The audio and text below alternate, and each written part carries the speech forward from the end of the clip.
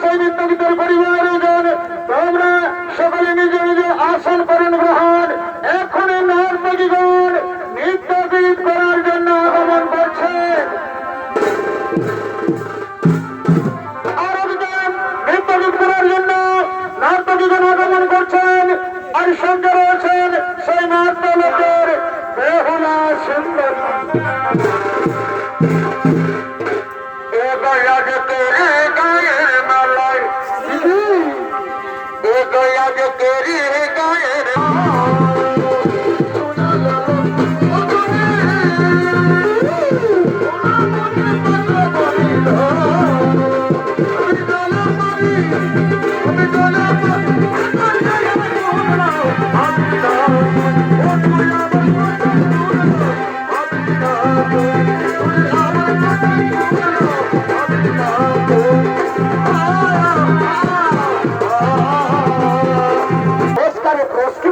চাই।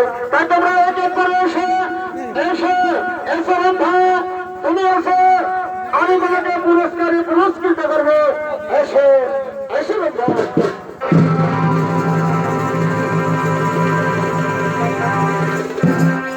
শোনো বন্ধা, শোনো বন্ধা, তোমাকে আমি আশীর্বাদ করি তুমি আরো ভালো নৃত্যগীত করো। আর তোমাকে এই দল সভায় আমি পুরস্কৃত করছি। এই নাও বন্ধা তোমার পুরস্কার তুমি করে হোক প্রদান।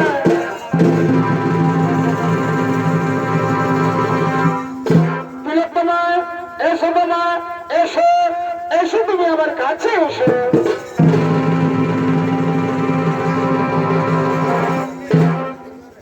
তিলোত্তমা আমিও তোমাকে পুরস্কৃত করছি।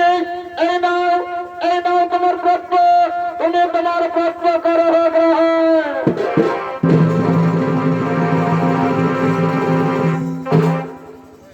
এসো এসো তুমি এসো, এসো নর্তকী এসো তুমি।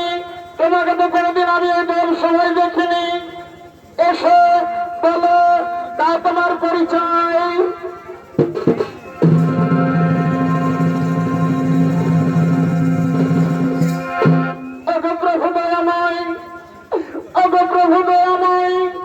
আমি তো সৌমান্য লোক থেকে এসেছি। আমি তো পুরস্কার চাইনি প্রভু, আমি পুরস্কার নিতে চাইনি। আমাকে যদি দিতে চান প্রভু তাহলে আমাকে আপনি দিন সেই ভিক্ষা। কি বলছো মা তুমি? কি ভিক্ষা দেবো তোমায়? বলো মা বলো, তুমি তোমার মনের কথা খুলে বলো। প্রভু দয়াময়, ওগো বাবা ভোলানাথ, আমার নাম বেহুলা। আমি মর্তলোক থেকে আসিয়াছি এই দর্শনে নৃত্যগীত করতে। আমার স্বামীর প্রাণ হরণ করেছে লোহার ভাসর ঘরে। তাই ওগো আমার স্বামীর প্রাণ ভিক্ষা দিন।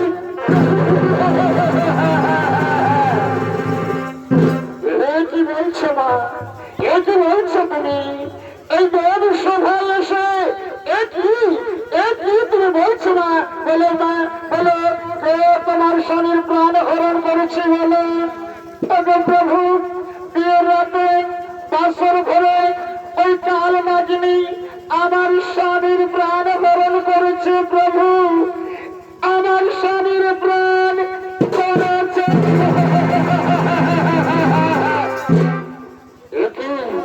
কি বলছো মা তুমি? বলো না বলো, বলো না ওই কাল নাগিনী যে তোমার স্বামীর প্রাণ হরণ করেছে তার কি কোনো প্রমাণ রয়েছে না? হে গো প্রভু, আমার স্বামীর প্রাণ হরণ করে যখন কাল নাগিনী পালিয়ে যাচ্ছিল আমি তার লেজ কেটে নিয়েছি প্রভু। আমার চলে রয়েছে সেই লেজ বাঁধা।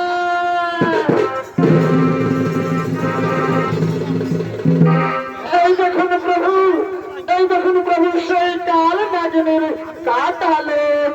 হে এত সত্যি ওগমা বেহুলা, আমি আর একবার ভালো করে প্রমাণ করে দেখবো। শুনে হবে ভগবান, তোমরা কি কেউ জানো? এইসব ব্যাপারে তোমরা কি কেউ জানো? সঙ্গে সঙ্গে যমরাজ বলে উঠলেন, সঙ্গে সঙ্গে যমরাজ বলে উঠলেন, প্রভু হ্যাঁ আমি গিয়েছিলাম সেই লক্ষিন্দরের মৃত আত্মাকে নিয়ে আসার জন্য আমি গিয়েছিলাম, কিন্তু মনুষ্য সেখানে বাধা দেয়, আমি তার আত্মা আনতে পারিনি প্রভু, আমি তার আত্মা আনতে পারিনি। তাই সঙ্গে সঙ্গে সঙ্গে সঙ্গে বাবা ভোলানাথ বললেন, আর কি কেউ জানো ওহে বলবেন, আর কি কেউ জানো তোমরা কি এ ব্যাপারে আর কি কেউ জানো? আর সঙ্গে সঙ্গে ইন্দ্রদেব বলে উঠলেন, হে প্রভু বিয়ের রাতে বাসর ঘরে, বিয়ের রাতে বাসর ঘরে মেঘ চলছিল, সেই মানুষের মেঘ চলছিল, আর তাকে আমি মেঘ দিয়েছি প্রভু, আমি সবখানে মেঘ দিয়েছি, আর সেই জল ধরে রাতে মানুষ সুযোগ নিয়ে ওই লক্ষিন্দরের প্রাণ করেছে হরণ। ও তাহলে এসবই হলো মনসার খেলা। তাই মনসা এখন কোথায় যে বলতে পারে, ও প্রভু মনসা এখন বলছে সেই সিজা পর্বতে।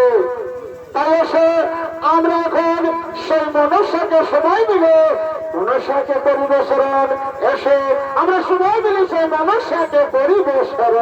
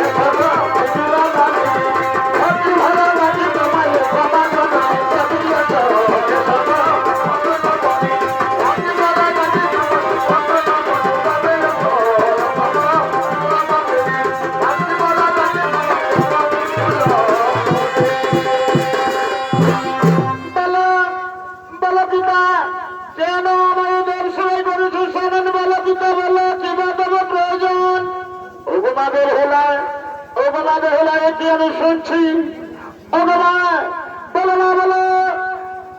কেন তুমি বিয়ের রাতে এই বেহুলার স্বামী লক্ষিন্দরের প্রাণ হরণ করেছো? মানুষে বলো বলো তুমি কেন তার প্রাণ হরণ করেছো? আমি তো তার প্রাণ হরণ করিনি, আমি বেহুলার স্বামীর প্রাণ হরণ করিনি। এর সভায় দাঁড়িয়ে তুমি মিথ্যে কথা বলছো মানুষা, এর সভায় দাঁড়িয়ে তুমি মিথ্যে কথা বলো না। ওই বেহুলার কাছে যথেষ্ট প্রমাণ রয়েছে তোমার সর্ব সেই লক্ষিন্দরের প্রাণ হরণ করেছে। তা তো আমি জানি না পিতা, তাহলে আবার সর্বগণকে জিজ্ঞাসা করতে হবে। তাই এখন আমি সর্বগণকে ডাকি, কোথায় কোথায় ওর সর্বগণ?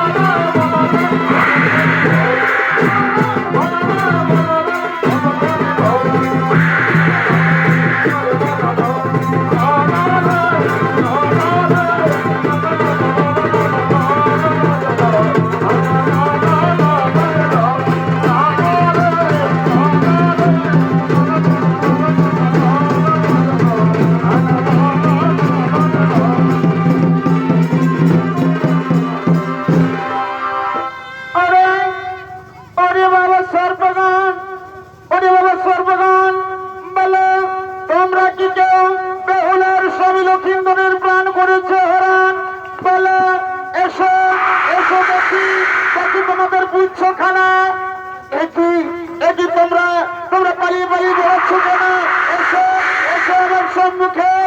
ওরে সোনামণি এসো দেখি তো, এসো। দাদা তোমার কলেজ ঠিকই আছে, তুমি তো কাজ করনি। ওরে ওরে তুমি এসো তো বাবা, দেখি দেখি তোমার পুচ্ছ খানা। তোমার তো পুচ্ছ খানা ঠিক রয়েছে, তাহলে এসো এসো কাল লাগেনি, দেখি তোমার পুচ্ছ খানা। দেখি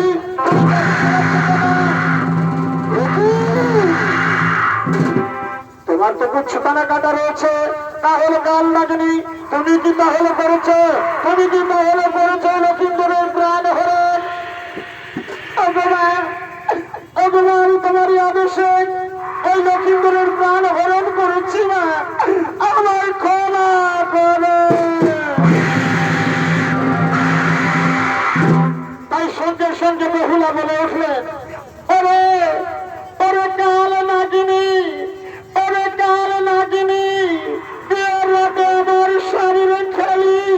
ওরে কাল নাগিনী, আমি এই দল সময় বাড়িয়ে তোরে আমি করছি অভিশাপ। যা ওরে কাল নাগিনী, আজ থেকে তুই বিশ্বীন সর্প হয়ে ঘুরে বেড়াবি, তোর কামড়ে আর কোন জীবের মৃত্যু হবে না।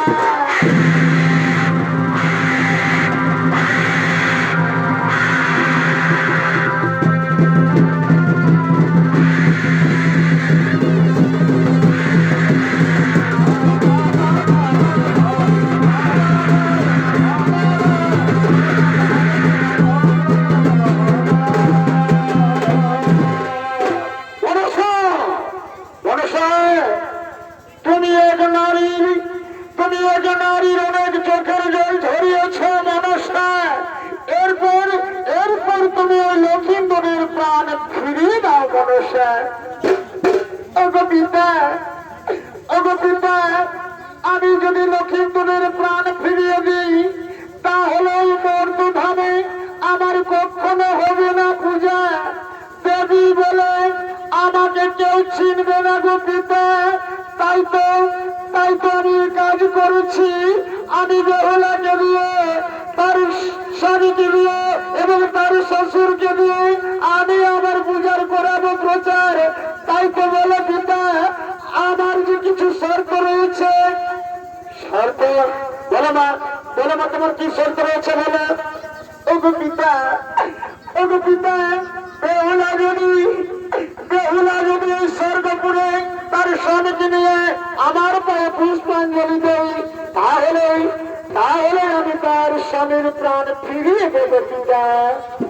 শোনো মা বেহুলা, শোনো মা বেহুলা, তাহলে এই স্বর্গ তুমি মানতে রাজি আছো তো মা বেহুলা?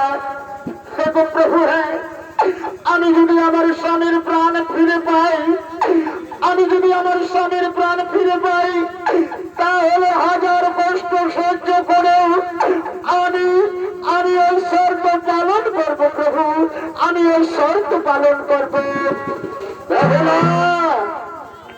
তাহলে তুমি ঠিক আছে, শর্ত পালন করো।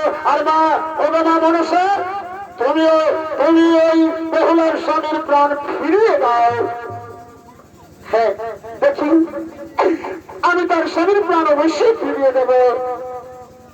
দেখি মা বেহুলা, ওগো মা বেহুলা, ওগো মা বেহুলা, দেখি তোমার স্বামীর কি রয়েছে, তোমার স্বামীর শরীরের কি কি অংশ রয়েছে দেখি। ওগো প্রভু, এই যে আমি এই পুতুলির মধ্যে সমস্ত কিছু আমার স্বামীর শরীরের অংশ আমি বেঁধে রেখেছি প্রভু। এই নিন তার অস্থি খানা। এই কি মা বেহুলা, এই কি মা বেহুলা, তোমার এই পুতুলির মধ্যে তোমার স্বামীর সমস্ত অস্তিত্ব ঠিক রয়েছে, কিন্তু পঞ্চ আত্মা তো নাই। এত পঞ্চ আত্মা নেই না, তাই তোমাকে পঞ্চ আত্মা পালন করতে হবে। এই স্বর্গপুরের সমস্ত দেবতাদের কাছে পঞ্চ আত্মা মাগন করতে হবে।